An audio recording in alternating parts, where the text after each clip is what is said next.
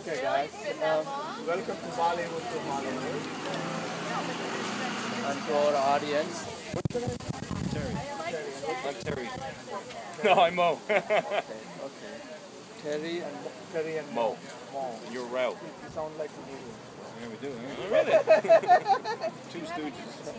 And you are a writer? I'm the actor. And you are the...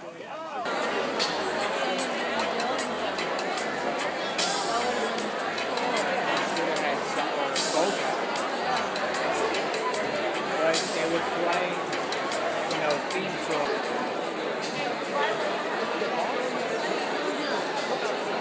They got probably is popular. You got this guy, you can't talk to him. I'm not sure. Don't tell me.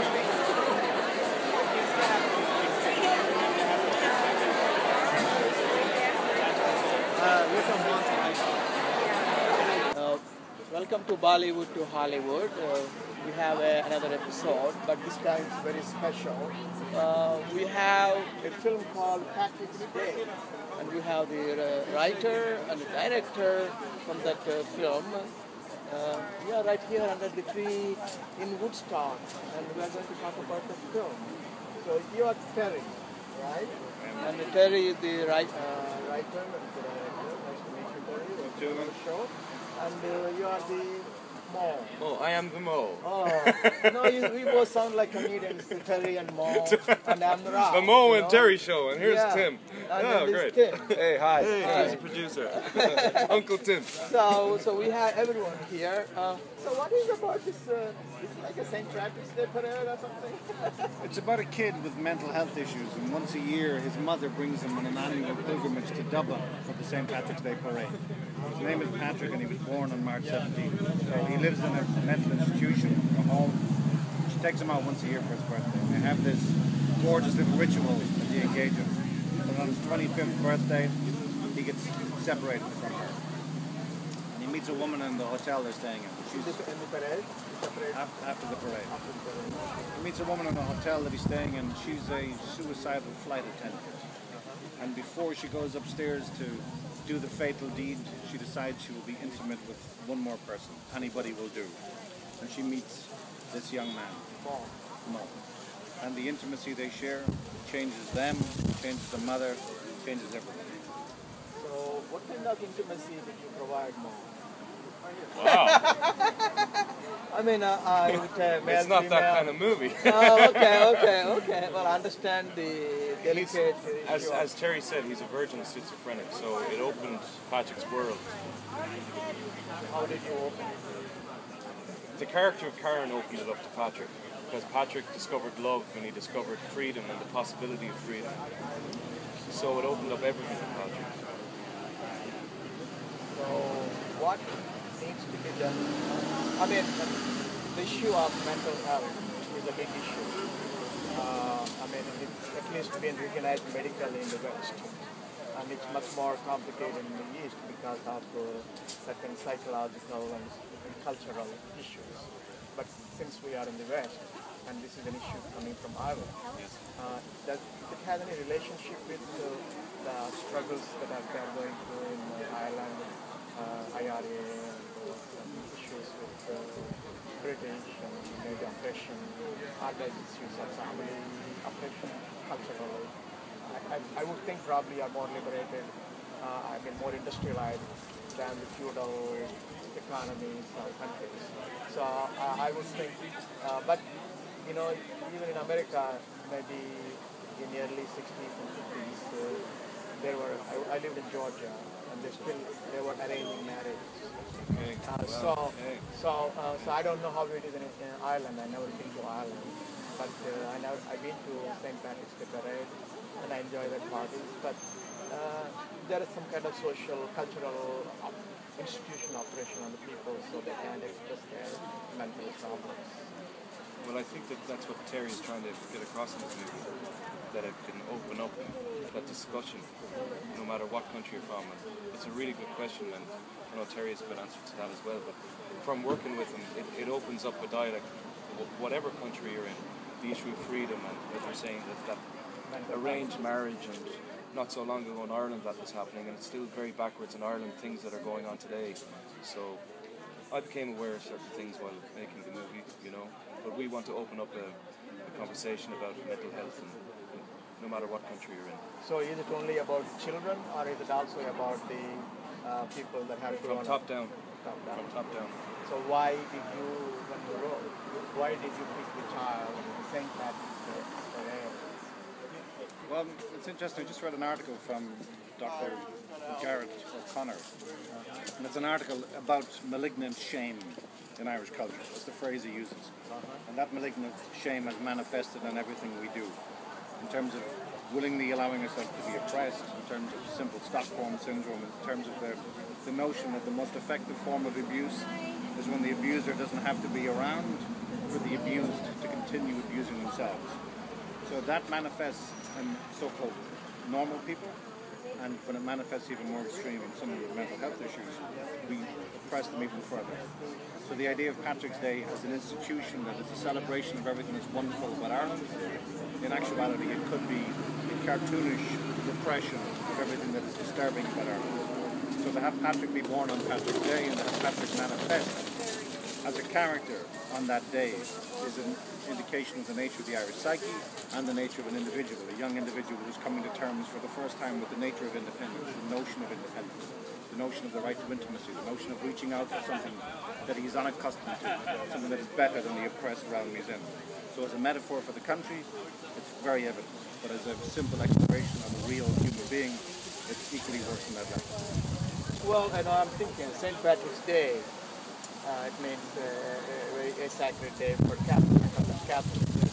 And Catholicism, as you now read the newspapers today, how the Pope and others view the world, and they're trying to do whatever they want to do, teach the Catholicism is life. So it's now the Orthodox religions. So are you probably focusing on it because the world orthodoxy of Catholicism need to be reformed also, so as to accommodate the interests of these new issues, suppressed issues like mental health? Is that one of the reasons why you picked that? Well, again, there are many elements of the Catholic Church that are really good. There are many people immersed in the Catholic Church who are incredibly good people. But there are also some very evident truths, and one of those evident truths is that there are hundreds of millions of people who are starving, hundreds of millions of people who are oppressed, and the Catholic Church, through Rome, could have the financial muscle to exercise extraordinary removals of that oppression and choose not to. So I don't want to start getting personally against the Catholic Church, because that's not the nature of the film, but it is imperative that we pose the fundamental question: who has the right to engage in individual pursuit, and why is it being stopped? Whose interest is it to stop that, and what are we going to do to address it? So why were you interested in this film and character? Other than being an actor, you'd be a job. Of course, yeah. Other than being completely out of work and unemployed, yeah. Oh, it was... I don't know you get paid on that. It wasn't enough to be moved, I tell you. The script, the story, the character of Patrick, the overall notion of it. When I read the script for the first time, I was aware of Terry beforehand, and I read it and I was waiting to see what... Terry is a real character. No, Terry, I was waiting to see how Terry would write it. Sometimes I'm a real character. I was waiting to see how he'd write it and maybe where he'd get it wrong. Because sometimes with movies with the issue of mental health, it's stereotyped and stereotypically done, and it's not done well. And I read it from start to finish, and when I got to the end, I just said, "Thank you. Someone gets it. No matter who gets to play the part of Patrick, he got it, and he gets it." And I think it's... Oh, I felt it. Yeah, I felt it, and it speaks to a broad demographic: mothers, fathers, people that haven't achieved what they wanted to achieve, people that are felt restrained. I think there's certain people out there that need to see this movie, because there's a possibility that they may feel understood, and that's what I felt when I read it for the first time. Well, that's very laudable. Small. Thanks, Ray. Terry. Thanks, man. Well, thanks, and Thank you. appearing for our audience. Thank you. Well, y'all should go and see this movie. Where can they see this movie? other than Woodstock? If you go to patricksday.ie, patricksday.ie. IE means Ireland. Oh yes, the Details card. on the Oh card. yeah, so that Bottom of the card. okay, here it is. It is in this card. Let me read it and then read it in contact with the farmer. Well, there is also information for ignitionfilm.com. www.patricksday.ie like in India, E like in elephant. Patrick's Day, I. There we go. Thanks, guys. thanks, man. Thanks, man. Pleasure. Pleasure. Thank you very much. Yeah. Take care. See you. Magic of movies and theater. I'm really excited, and I'm excited not... The reason I'm excited is because there's so many amazing filmmakers here, and each and every one of them has made an incredible piece of work, which is why they're here tonight and why they were here in the Woodstock Film Festival. And some of them will walk away with a statue, and some of them will not. But as far as I'm concerned, they've already winners, and I know it's kind of a cliche thing to say because an award is an award, and when you don't win it, you don't win it. But honestly, each and every film here is really, really great. The finalists are Pierre Mignot for Award, Patrick's Day by Michael Lavelle, and Wildlife by Hilary Spearman.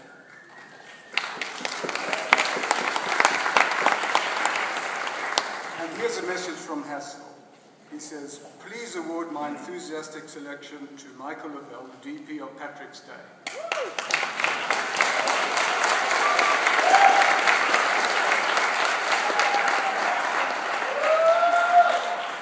This award is based on what I consider true cinematography, not just on the traditional photographic dexterity.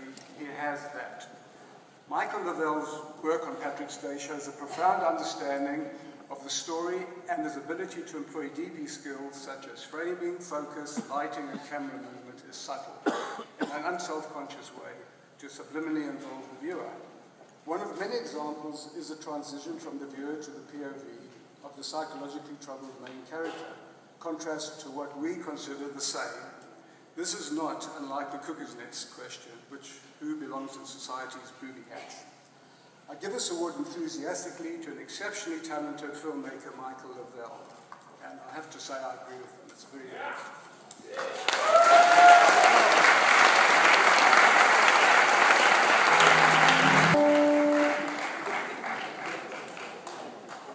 I'm not Michael Lavelle, but I wrote and directed the film. And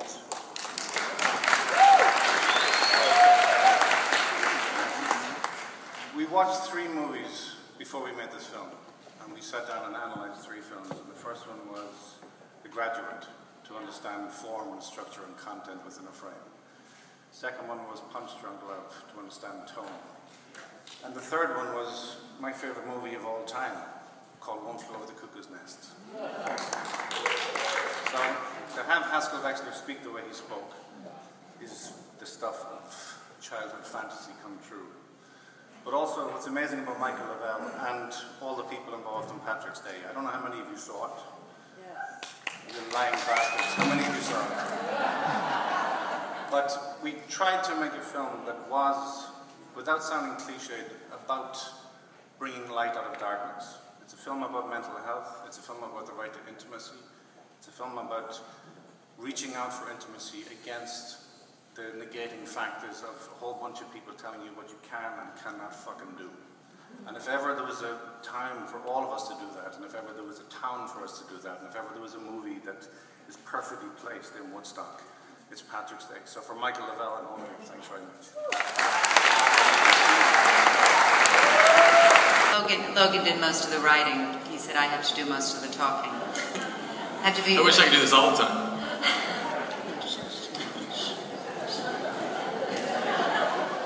Are you looking back there? Good. The winner for the award of the Best Feature Narrative will receive $5,000 cash prize from award sponsor Gigantic Pictures.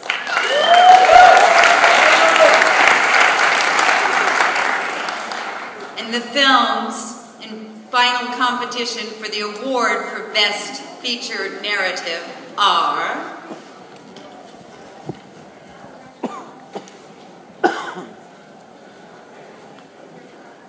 Arwad, directed by Samir Najari and Dominic Tila.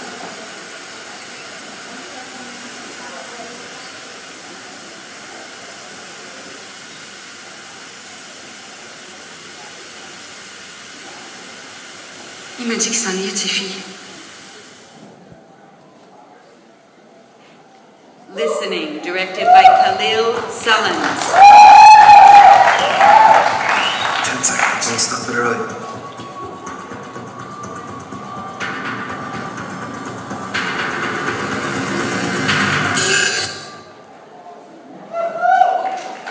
Patrick's Day, directed by you-know-who, Terry McConnell. Are you Karen? What the fuck can I do for you? Mom! What are you smiling at? I love her.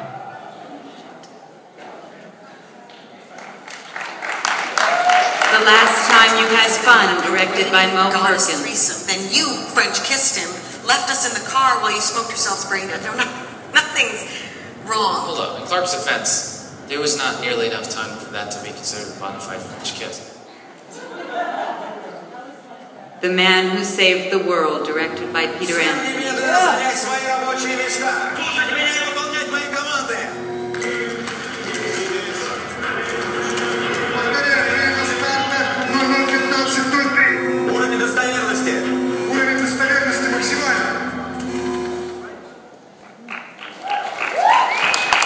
The Red Robin, directed by Michael C. Welshler. Sleeves were drilled into his cranium. Electrodes were slid into place where they grazed the gelatinous area. Brain tissue. White Rabbit, directed by Tim McCann. Shoot the animal and kill it. That's what the rifle is for. Kill it. Stop being a pussy. Pull the goddamn trigger.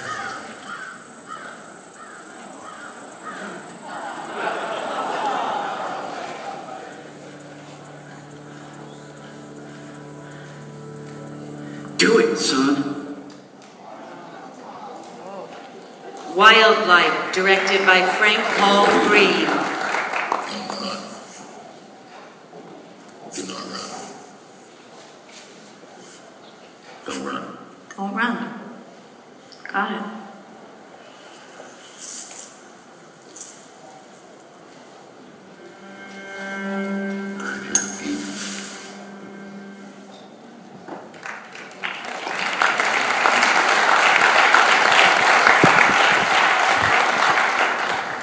So we too chose a runner-up, and first our runner-up. In this movie, there is a father, a mother, and a mistress. It's a familiar story, but this is not a familiar film.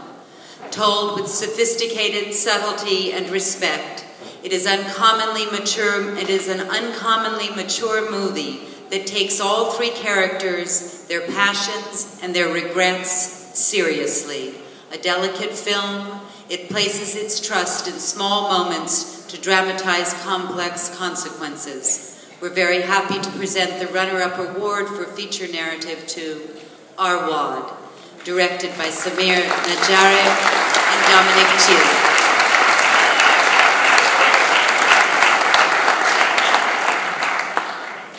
Am I doing all right? Very good. Yeah. And now for our grand jury prize. This year's winner, a film about a schizophrenic young man whose first love affair rattles his protective mother hits hard. It's a story of disquieting contradictions, about characters who struggle to do the right thing in a world where there are no easy answers, and a person's attempt to help might just as well hurt. The film leaves the viewer space to think and wonder. Is this character devoted and manipulative? Is that one protective or possessive, selfless or selfish, or both? This well-acted, well-told story refuses to resolve these questions neatly. Instead, it boldly digs into the thorniness of real experience. For that reason and others, we're happy to present the Grand Jury Prize for Feature Narrative to fucking Patrick's Day! Fuck off.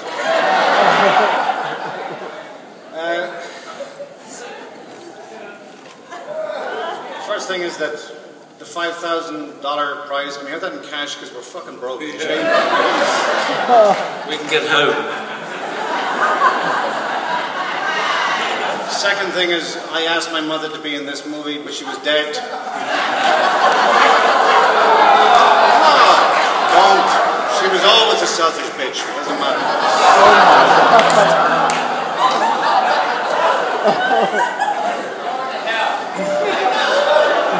I'm going to hell.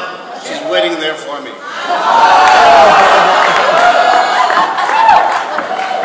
A couple of small things. Again, to be in the company that people are in, to be in the room with the people we're in the context we're in the time we're in, when there's a whole bunch of people who are trying to do fucking terrible things to us. It's amazing to be among people. Again, I don't want to embarrass people pointing them out, but I remember seeing the movie Leon. And anybody who remembers the movie Leon, seeing this young star called Natalie Portman make your hair stand on the back of your neck and your conscience question multiple things, especially in the director's cut. You're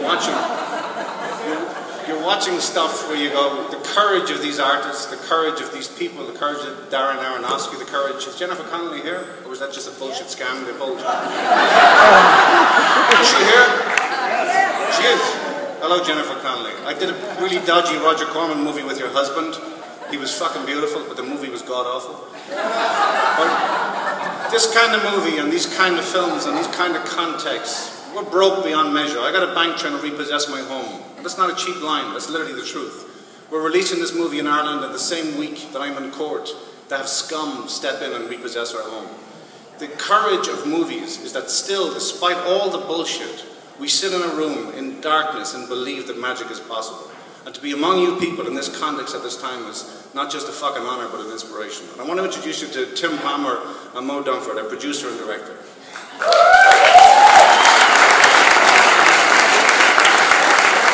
Thank you very much. This is for my little boy Charlie. Thank you very much, Terry McMahon, Tim Palmer, and to all the Patricks out there. There's a hell of a lot of them. Thank you. Yeah, let's just go and get drunk. What I meant was fucking drunk.